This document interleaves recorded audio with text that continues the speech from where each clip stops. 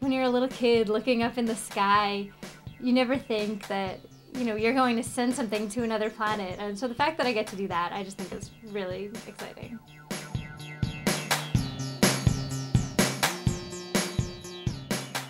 Honeybee Robotics is a small company that mostly focuses on contract work for NASA. We produce the rock abrasion tool, which is currently on the Mars rover Spirit and Opportunity. It is a tool that's on the end of the rover's arm, and to prepare the rock surface for spectrometers and for other instruments to go and look at what the soil is made of, it grinds down a few millimeters and clears away dust. And we also did some work on Phoenix, which is a recent Mars lander, and that also, functioned very well on Mars, so we're hoping to get more into outer space someday.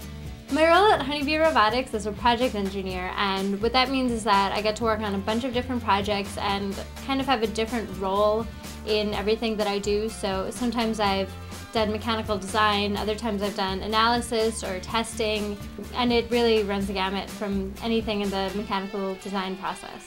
The most exciting part of my job is when I get to kind of take a step back from everything and think about the fact that I work on things that are going to Mars or that are already on Mars or that might go to the moon someday, and sending stuff to other planets, that's pretty sexy. I think my first memory of being interested in science is from when I was a little kid and I used to wake up early in the morning so I could go watch Mr. Wizard on TV.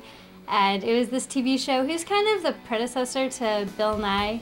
And he would have kids on and they would do all these science experiments, and to this day I remember a lot of the experiments and I remember thinking they were just the greatest things ever. The best science experiment I remember seeing was in a physics class in college where we were learning about electromagnetism, and the professor took a coil and it was generating so much heat that he was able to fry an egg on top of it. My favorite science class in high school was definitely physics. Actually, not just science, it was my favorite class in general. The teacher was really great. And in addition to all the theory and all the equations that we had to do day to day, he also had us do a lot of experiments on the side. So we did an egg drop experiment once we built mousetrap cars, and just little things like that where you got to do something hands-on. My favorite science word is probably sublimation, which is when something goes directly from a solid phase to a gas phase without melting into a liquid first. I just think the word sublimation sounds really cool, like something a spy would do. There are definitely not a lot of women in my office, and there haven't been a lot of women around since I decided I wanted to do engineering, but it's something that I've gotten used to, had to adjust to it, and if anything, I think I've formed closer relationships with the women who are around.